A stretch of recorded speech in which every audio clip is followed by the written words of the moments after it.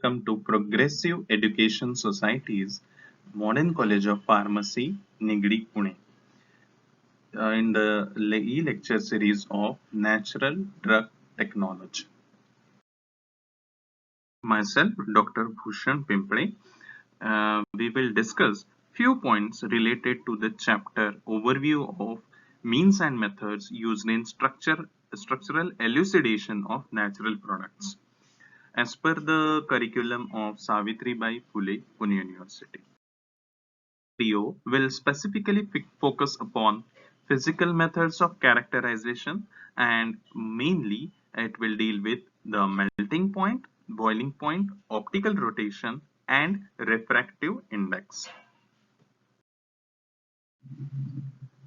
First, we will see about the melting point. Melting point, it is an important property, physical property of most of the pure compounds. It can be used to identify a compound uh, because the pure compound has exact melting point, whereas in case of mixtures or in case of presence of impurities, the melt instead of melting point we get melting range. Now the range may vary depending upon the quality and quantity of impurities held in it. As per definition, melting point is the exact temperature at which a solid crystal or a solid compound is in equilibrium with its liquid counterpart. That means the solid and liquid should be in equilibrium under external pressure of 1 atmosphere. That means at generally at a room temperature, whenever the solid and liquid comes at equilibrium, such a temperature is called as melting point. And usually the pressure is 1 atmosphere, or if you are unable to maintain the pressure, room pressure is very close to 1 atmosphere, so that is also enough for this experiment. Now, melting point is the characteristic feature of characteristic feature of all the crystalline solid, and we know a crystalline solid is found in a proper orderly manner. That means all the molecules of the crystal, they arrange themselves in a proper order as indicated in the figure. Whereas in case of an amorphous solids, you will not be able to find the molecules arranged in definite order. They are randomly scattered. Crystalline solids will organize themselves in a definite crystal lattice. Crystal lattice means a proper shape, and the distance between the two molecules is also constant throughout the lattice. Removing these atoms, like suppose in this figure we will see a red color sphere indicates sodium ion, whereas green indicates chloride ion. Now if you want to separate sodium ion from this one single sodium ion from this crystal, you will need to break the bonds, and to break the bonds we require energy. Therefore, removing of one or more molecules or atoms from the crystalline solid requires energy, and generally this energy is provided in the form of heat. So when you are heating this crystal, the heat energy is utilized to break the bond and free its ions. Therefore, melting point is the amount of energy, exact amount of energy in the form of heat that is required to break the bond and set the atoms or molecules free from the crystal lattice. Many molecules, although they are very pure and single compound, they exist in polymorphs. Now, what is a polymorph? Is so suppose a single molecule can arrange itself in multiple states, like shown in the figure. These These are the same molecules, but they have arranged themselves in different orientation. Such kind of various orientations of a single molecule, pure molecule, is known as polymorph. Some organic molecules are known to crystallize in different lattices. Now, these all lattices will require different energy. These solids are called as polymorph because they do not have definite melting point, but they are arranged. They have a range of melting point because they have a very close melting point, but not the exact melting point. That is why we call it as a range of temperature is required to convert these solids into liquid. Presence of impurities can change the crystal's melting point. A pure crystalline compound usually possesses sharp melting point, and it melts completely over a narrow range. Narrow range indicates point means zero point 0.5 to 1 degree is usually accepted. But in presence of impurities, this range widens, and it may result into depression or elevation of the melting point. The melting point range of more than 5 degree indicates that the substance is impure. That means, suppose if you are heating a compound and it starts melting at 115 degrees Celsius, and if it completely melts at 108, 19 or 20 degree, in that case it is called as a impure compound.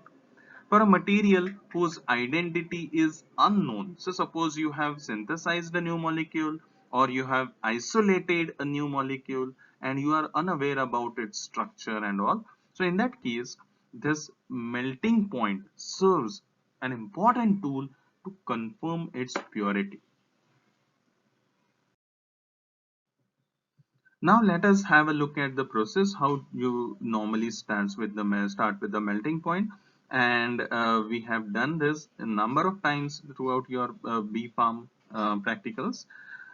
First, we need to take the sample. The sample is usually held in a capillary that is sealed at one end. The crystalline compound is poured into the capillary and tapped until all the crystals they settle at the bottom. Such a capillary is tied with the help of thermometer and held in a Thales tube containing either paraffin or silicone oil.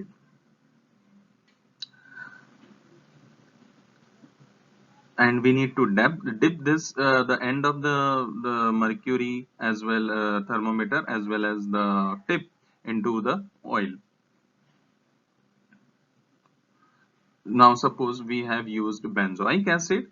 Now benzoic acid will be heated in this silicone oil or paraffin oil.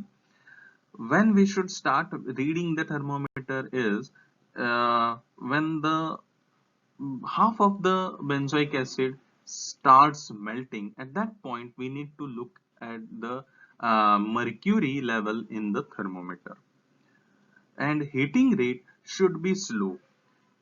It is not advisable that you should move the burner. The burner should be steady.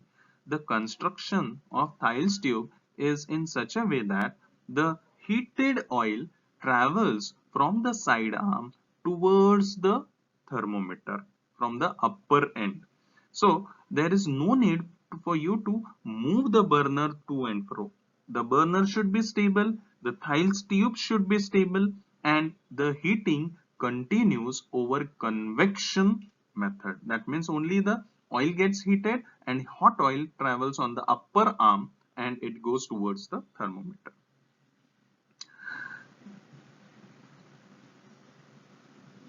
Record the temperature when the sample starts to melt and when it is completely molten. Generally, benzoic acid, if you have used pure benzoic acid, it will melt at 122 degrees Celsius. Now we will have a look at the factors that affect the melting point. First is the size of the molecule. Identification and characterization.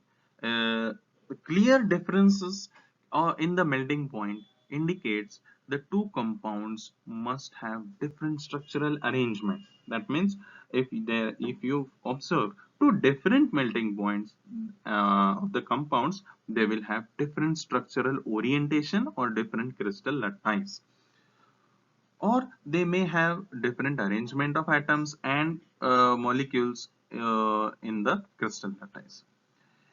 If two materials have same melting point, that does not indicate necessarily that those are identical molecules. Some two different molecules can also have similar melting point. We will consider example of N-butanol and tertiary butanol to understand the effect of size of molecule on melting point. Now just have a look at N-butanol. It is a long chain straight molecule and its melting point is minus 90 degrees Celsius. Whereas that of tertiary butanol, the melting point is 25 degrees Celsius. The difference is approximately of 115 degrees Celsius. So why such huge difference in the melting point is observed is because of the orientation of the molecule.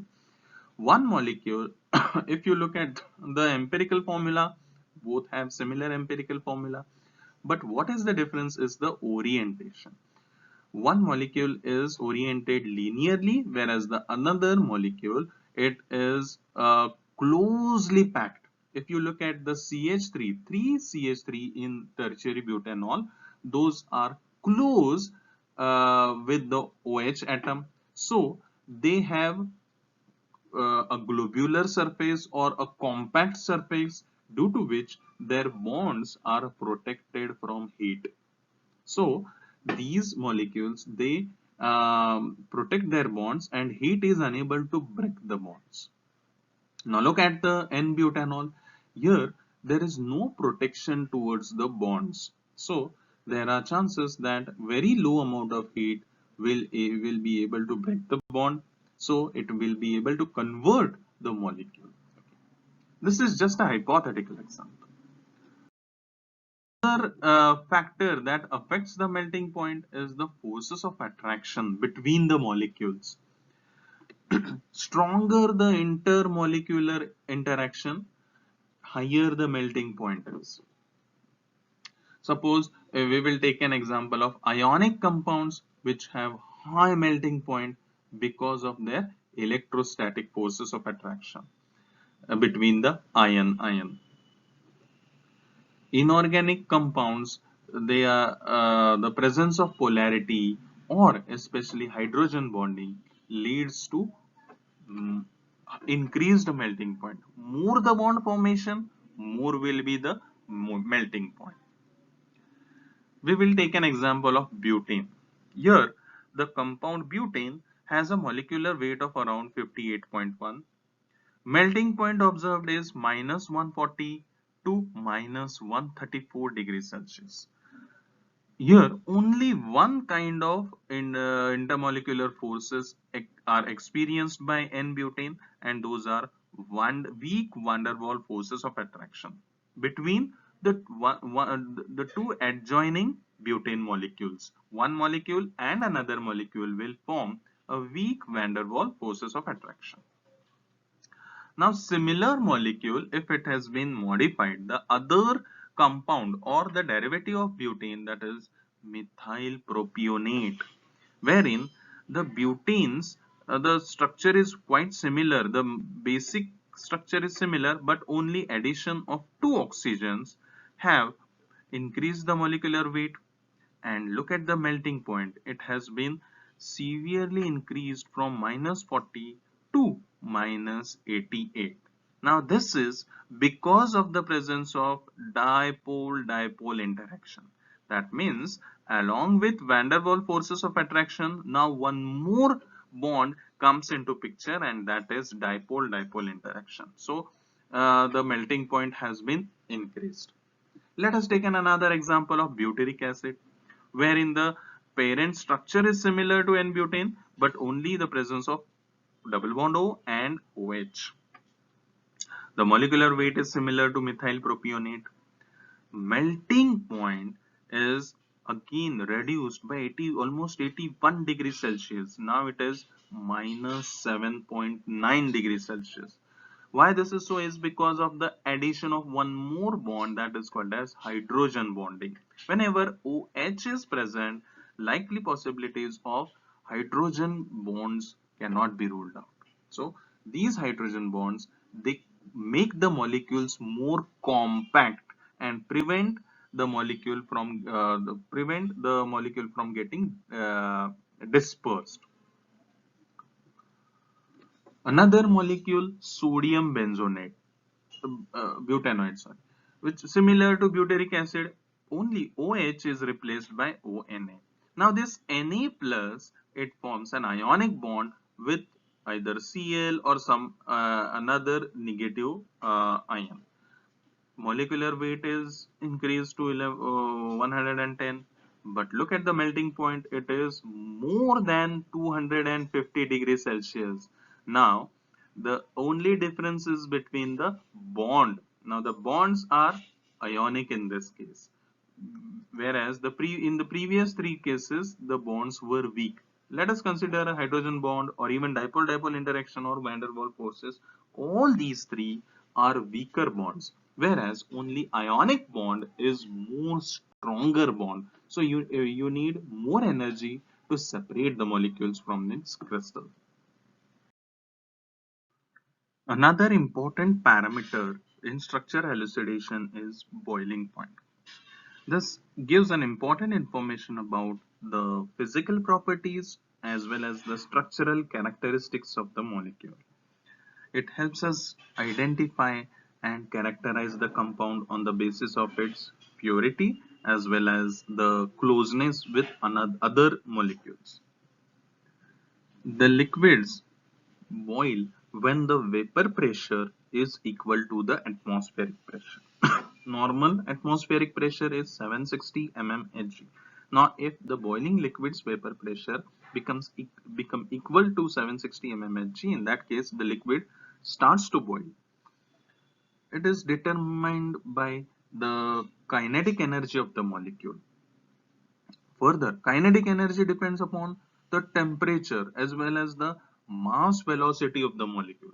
Now, what is exactly this is if you increase the temperature, the kinetic energy increases. Now, this increased kinetic energy helps the two molecules of in the liquid to stay away from each other. More the kinetic energy, the molecules will stay more apart from each other. Therefore, when the temperature reaches the boiling point, average kinetic energy becomes sufficient to overcome the forces of attraction, that is the cohesive forces of attraction, and therefore the molecule leaves the liquid and enters into the vapor phase. As the forces of attraction decreases, molecule in the liquid escapes into the gaseous phase. So if you increase temperature, Ke increases. Increased Ke pushes the molecules away from each other. Now the molecules will no longer be able to remain in the same liquid state. So the surface molecules, they go into the vapor phase, whereas the lower molecules, they still remain in the liquid phase. Boiling point of liquid, it varies with the change in the atmospheric pressure, and it is completely dependent upon the surrounding atmospheric pressure. As we have seen, because vapor pressure, when it becomes equal to the atmospheric pressure, then and then only the liquid starts boiling. A liquid at a higher pressure has higher boiling point than liquid at lower atmospheric pressure. We will take an example of pressure cooker.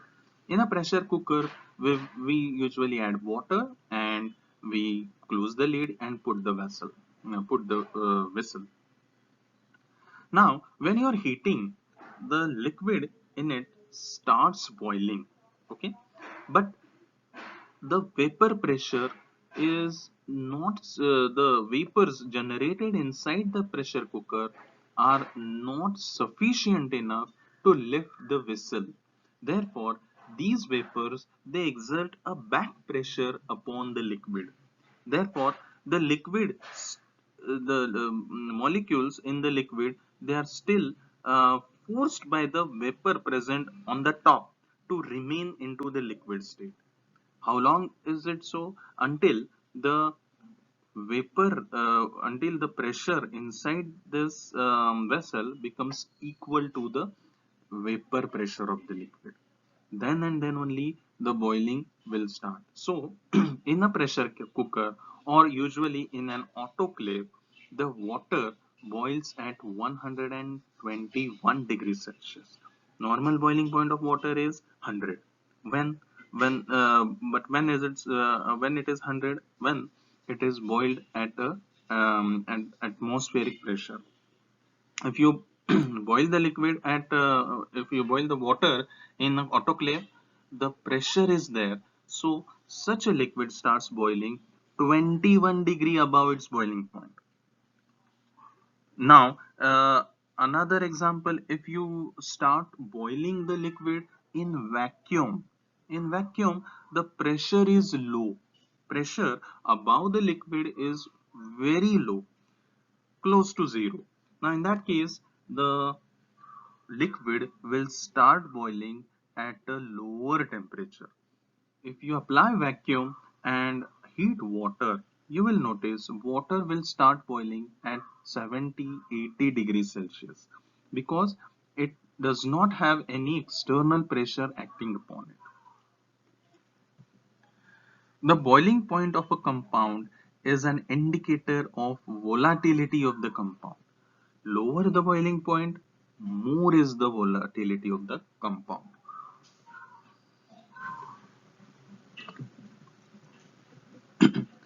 At a given temperature, if a compound's normal boiling point is lower, then that compound will generally exist in a gaseous phase. It's suppose at a normal pressure, if the boiling point is too low, below the normal room temperature, in that case, the compound will no longer exist in the liquid state. Instead, it will be in a vapor phase. If the boiling point of the compound is higher, more, in that case, the compound will exist either in the liquid state or solid state.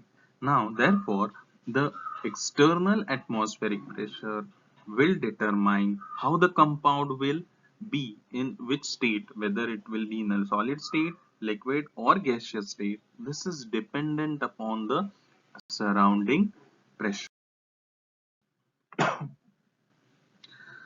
There are factors that affect the boiling point, and the factors are almost similar to the factors those have affected the melting point. Strength of intermolecular forces of attraction. Consider butane and its three derivatives, such as the first derivative diethyl ether, second N-butanol, and third sodium N-butoxide. Now here the forces of attraction keeps on increasing. For butane alone, the van der Waals forces of attraction will be exerted, and for diethyl ether it will be dipole-dipole interaction. For N-butanol it will be hydrogen bonds, and lastly for ionic it will be for N-butoxide, sodium N-butoxide, it will be ionic. Suppose this is butane, wherein we have seen the molecular weight, it is 58.12, but strongest intermolecular force, whatever is present in the molecule, is only van der Waals forces of attraction. Therefore, the boiling point is close to 0 degree, -1 to 1 degree Celsius. If you look at the another derivative, here diethyl ether, only dipole-dipole interaction will exist. So the boiling point is 35 degree. If hydrogen bond comes into picture, the boiling point still increases almost by 100 degrees Celsius to 117 degree.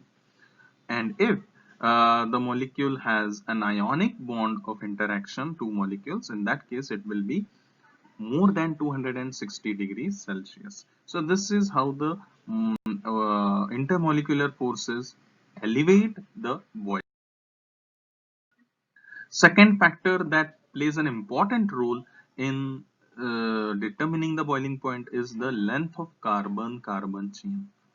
Length of carbon chain is directly proportional to boiling point. If more the length of, more will be the boiling point.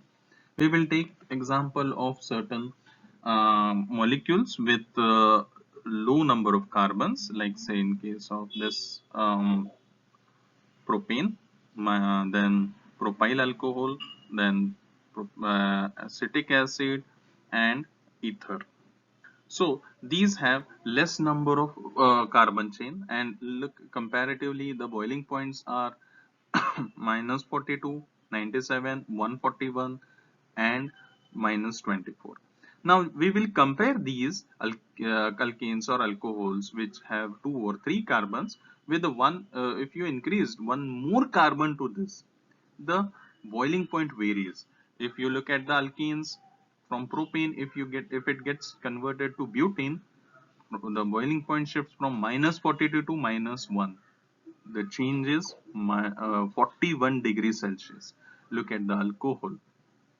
One more carbon elevates its boiling point by 20 to 30 degrees Celsius. Same is the case with carboxylic acids and ethers as well. Still, if you increase the carbon, again the boiling point is increased. So the number of carbon atoms determine, or the length of the carbon-carbon chain determine the boiling point. Now, why is it so? This is because the forces of attraction between the molecules uh, gets longer and has more electrons. It takes more energy to overcome the forces of attraction. If more the molecule, more the length of the chain, more will be the forces of attraction, and it will require more energy to break all these intermolecular forces. Therefore, it goes on increase. Another factor that affects is the branching. Branching has been found to decrease the boiling point because as length of the carbon chain increases, surface area of the molecule increases. Van der Waals dispersion forces are directly proportional to surface area. So if increase in the surface area increases the ability of the individual molecule to attract each other. More the surface area, more will be the attraction. Branching is, if it is reduced, then the attractive forces will be reduced, then boiling point will reduce. We will take an example of N-pentane, wherein a single straight chain compound with a boiling point of 36 degree. Now we will compare it with the neopentane. Neopentane is a branched molecule. Again, it has 5 carbon, but the orientation is altogether different, and it has almost 4 branches, you can see. So boiling point shifts from 36 degree to 9 degree. Therefore, branching decreases the boiling point. Then polarity of the molecule. Last factor that affects the boiling point is the polarity. It determines the forces of attraction between the molecule when it is in a liquid state. Polar compounds have positive as well as negative end. So positive end of one molecule attracts the negative end of another molecule. Therefore, another linkage is established. More the linkages, more will be the energy required to dissociate these linkages. So more will be the boiling point. That means polar molecules are attracted by opposite charges, and more the polarity, more will be the boiling point. Furthermore, polarity is also determined by the functional group present in the molecule. Polarity is directly proportional to the boiling point. Another important parameter that helps in structure elucidation is refractive index. The refractive index is determined by measuring changes in the direction of the collimated radiation. Collimated means parallel radiations as the radiation passes from one medium to another medium. There is a shift in the angle of this radiation or direction of the radiation, and what is the angle by which it is deflected, that is measured. Let us take an example of air as well as a glass lamp, wherein the red colored incident ray, as it falls upon the glass slab, the ray is deflected by certain angle. This deflection is called as refraction. The angle is normally determined with the help of a normal. Normal means it is a imaginary perpendicular that is drawn to both the refracting mediums. Snell, scientist, has designed a formula to determine the refractive index, and that is by measuring the sine of angle of incidence to sine of angle of refraction. In various ways you can call it as the velocity of light uh, in the air to velocity of light in the medium, velocity of light in vacuum and velocity of light to the medium. Now this is also the way to determine the refractive index, where v1 is the velocity of propagation in less denser medium such as air, and v2 is velocity in the medium m2 wherein it is more denser, like for example water or glass slab. And n1 and n2 denotes the refractive indices. Theta 1, theta 2 are the angles of incidences and refraction respectively. The factors that affect the refractive index is temperature. Temperature influences the refractive index because it makes changes in the density. More the temperature, the density is different initially, and if there is no loss in the solvent, the density will be low. In case later if the solvent rushes out from this or the from the solution, in that case the solution will become more and more viscous, more denser, so it affects the refractive index. For many liquids, the temperature coefficient lies around -4 to -6 into 10 raised to -4 per degree. Change in the refractivity is to certain extent, whereas water is an exception for this, wherein the coefficient of change is of temperature is around 1 into 10 raised to -4 per degree. That means if you increase the temperature, there are chances that the liquid may become less viscous. So the light is able to be refracted at a certain different angle.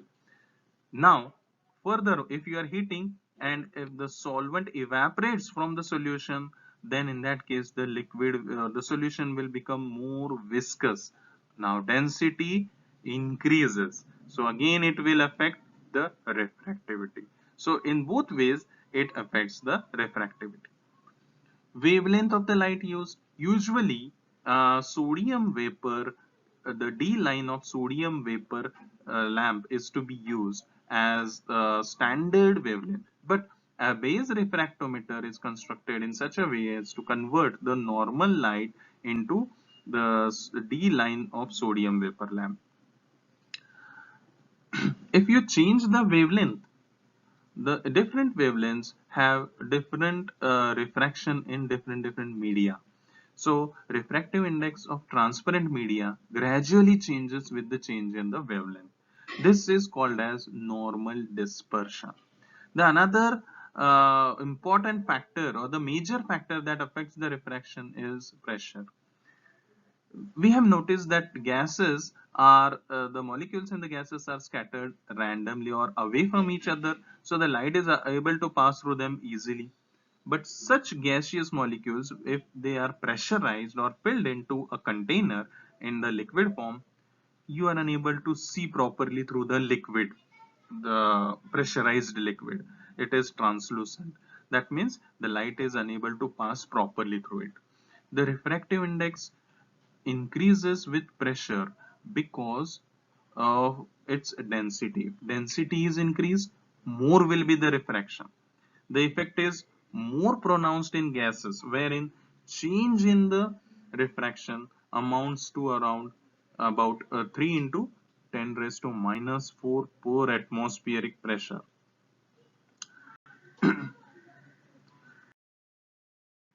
Few more factors that adversely affect the refractive index is the polarizability of the molecule. Refractive index increases with increase in the polarizability of the molecule. It also increases with increased molecular branching. Why is it so? Is because more molecular branching, more will be the forces of attraction between adjoining molecule. So more the denser will be the substance. Interaction among non-hydrogen atoms and terminal atom in the molecule. That means the hydrogen bondings will also increase in this case. Again, the viscosity will be increased or density will be increased. Molecular mass will definitely increase the density of the molecule or the liquid in under observation. Existence of conjugated bonds in a molecule. If more the conjugated bonds, more will be the refractive index. Hydrophilicity. If the molecule or if the compound is water soluble, it generally has more refractive index. Hydrogen bonding, as we have discussed, results into existence of highly electronegative atoms. These hydrogen bonds are present only if oxygen, fluorine or nitrogen is there. So more the numbers of O, F and N in your molecule, more will be its refractive index. So this is all about the primary or the parameters such as melting point, boiling point and refractive index and their applications in structural elucidation. These parameters just give brief idea about their purity as well as the presence or absence of certain molecules in them or atoms in them.